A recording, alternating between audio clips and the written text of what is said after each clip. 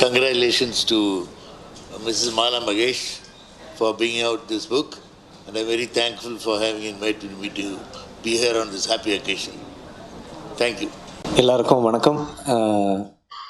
ரொம்ப சந்தோஷமாக இருக்குது. இந்த ஒரு ரொம்ப ஒரு முக்கியமான ஒரு நாள் இன்னைக்கு. That's my dear friends Mahesh and Mala. ரொம்ப சந்தோஷமாக இருக்கா அவங்களோட இந்த புக் ரிலீஸ் அன்றைக்கி இங்கே வர முடிஞ்சது. ரொம்ப I mean, this is a very special, landmark for her. I'm feeling so happy for her and wishing her the very, very best. The book has got amazing reviews, and that's what is so, that's what makes us so happy.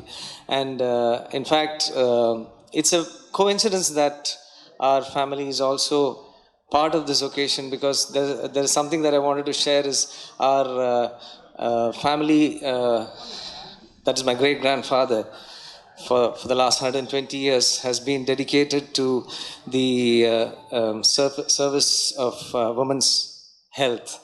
And our my mother has been practicing for the last so many years, and we specialize in medicines for infertility.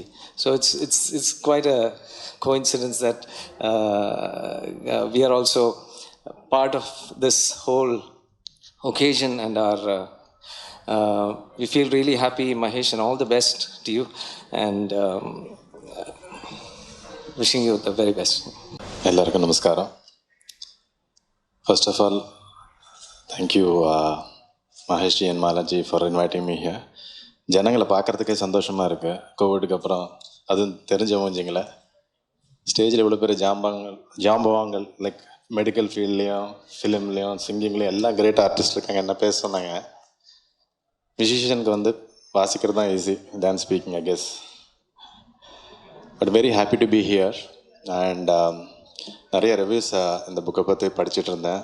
I was looking forward to get my copy. I have my copy. And what a wonderful start for this evening. Uttara and Krishna sang really beautifully well.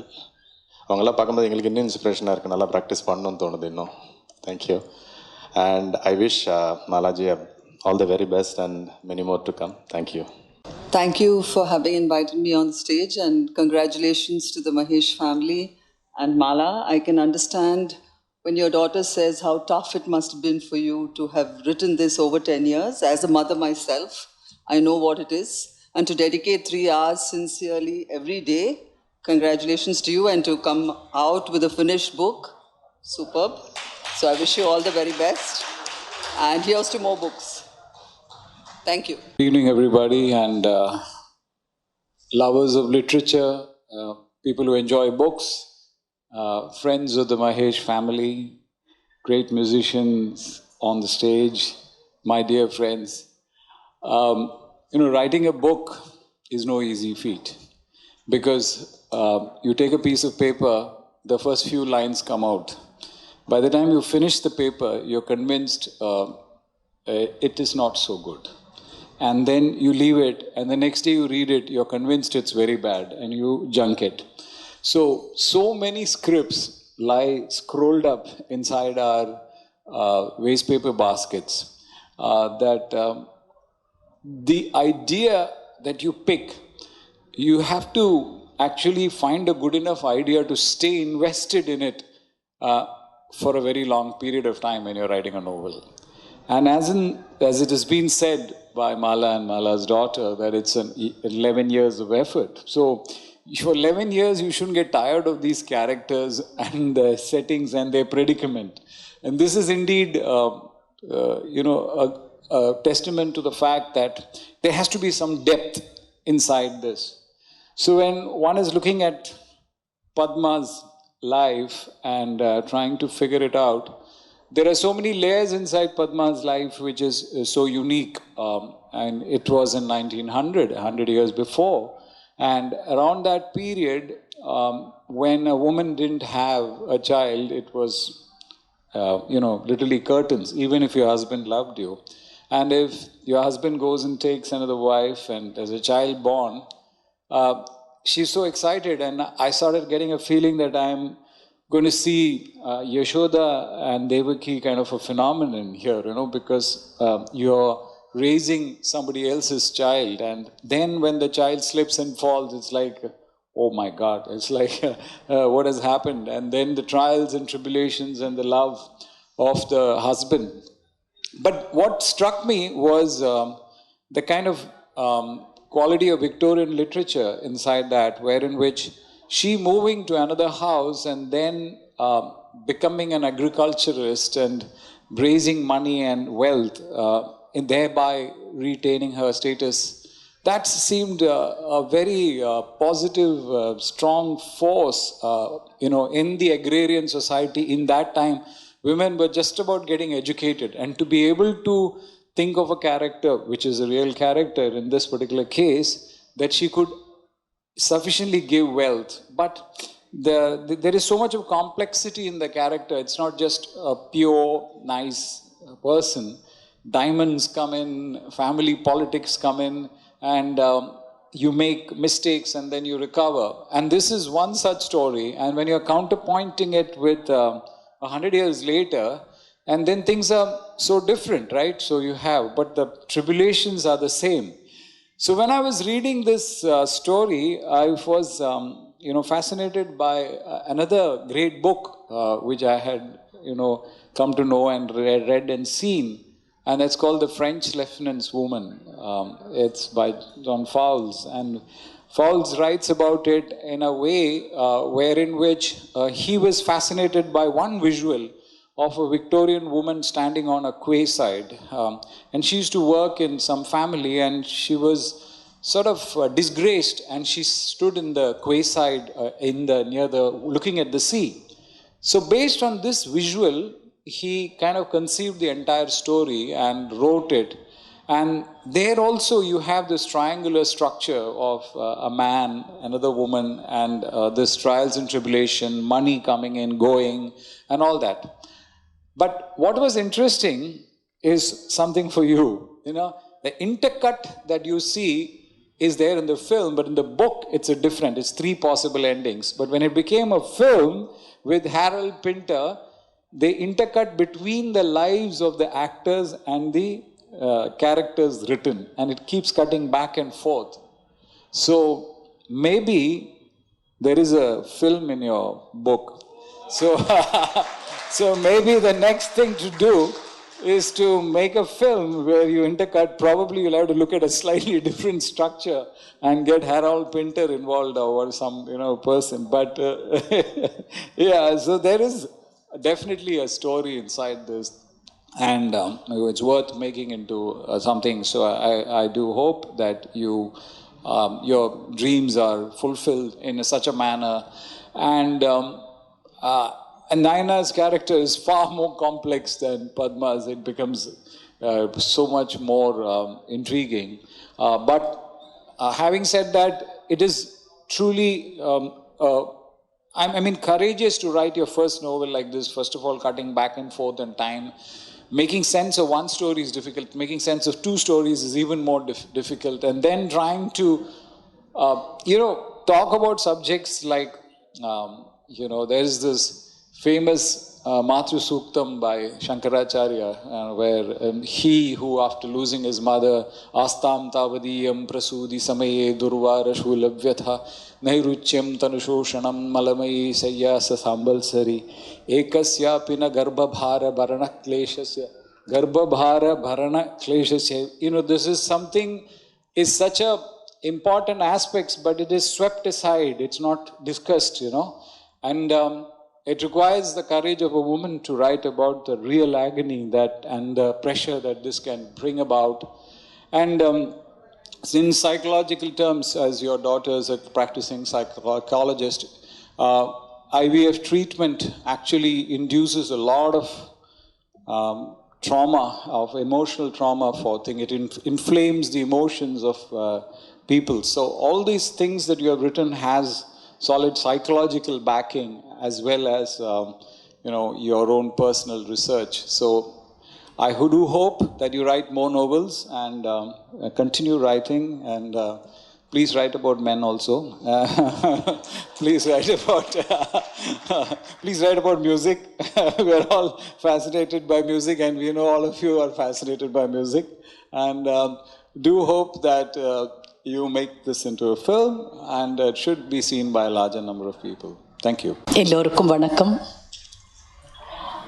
Today is a special day in many ways. First, we had a brilliant young vocalist, Uttara Unnikrishnan, who sings so beautifully. And of course, why not? It is in her legacy, her father, such a great musician. Her family is devoted to music. So Uttara, more and more strength to your voice and to you. God bless you. The second, for me as an artist, I was observing what was going on, and I felt so touched that Mala was here, her daughter is here, and feeling so proud about her mother's achievements. And there is Mahesh there, and Mahesh's son there, Mala and Mahesh's son. The whole family rooting for Mala. I know how special that feels. Absolutely, absolutely. So God bless you. Because எனக்கு நான் பாடும்போது, of course you sing in so many places, but when Sai is sitting right in the front row and he's steering me, it gives a very special feeling. If my daughters are there, it is even more special. So I know what Mala is going through at this moment. This is what families are about. So hats off to the Mahesh family for being so well bonded and supportive of each other. That's the second reason why I feel this is a special evening. The third is what Mala has written about. I have heard the great writer and thinker Maureen Gaffney write and speak about 4 different reasons or purposes that we have as human beings. The first is we want to protect ourselves. We want to protect ourselves and protect what we value. That's the first, she says. The second is we want to bond with people. And we also want to make intimate bonds and make a family. And of course, make children. That's the second very deep motivation for human beings. The third, we always want to keep learning and learning and learning and growing. And the fourth, we want to achieve. We want to receive accolades. We want to receive affirmation and approbation and acclamation from everybody. So these 4 goals of every human being, Mala has translated into these 2 characters and brought them together. And within their world, within the home, within the village, or within the city, within Naina's home, how these 2 women achieve and realize these goals. The context is different. It's not a corporate world or a politician's world. It's the world of women and working women. But their achievements, every little milestone is a step forward in life. It's a self-actualization. And yes, finally, at the cost of sounding a bit sort of feminist, I'm going to say that it takes a woman to know a woman. And Mala, you know women because you have lived it. And you write about these women so beautifully. So congratulations. I'm sure, as Rajiv has said, this will, by God's grace, get made into a film, and we'll all congregate together to watch that film. Thank you. Mrs. Aruna Sairam, Mr. Rajiv Menon, all on the dais, Dr. Mail, Uni, all of you all. Rajesh, sorry, I'm a writer, I'm not a speaker, so then that explains this paper. So thank you so much for coming to my book launch, and thank you all for your kind words and encouragement. Uttara, we are your great fans, and thank you especially for that song, Uyiram Niye. It's so touching. And Me too love you for your genuine affection and admiration. Thank you so much. The idea for this book, Padma, came from the stories my grandparents said about their lives in the villages. My Pati, she's 99 years, is a compassionate and an excellent storyteller. She told me about a woman, my ancestor, who endured endless humiliation and harassment because she couldn't conceive. And this lady was targeted by a family just for this one reason.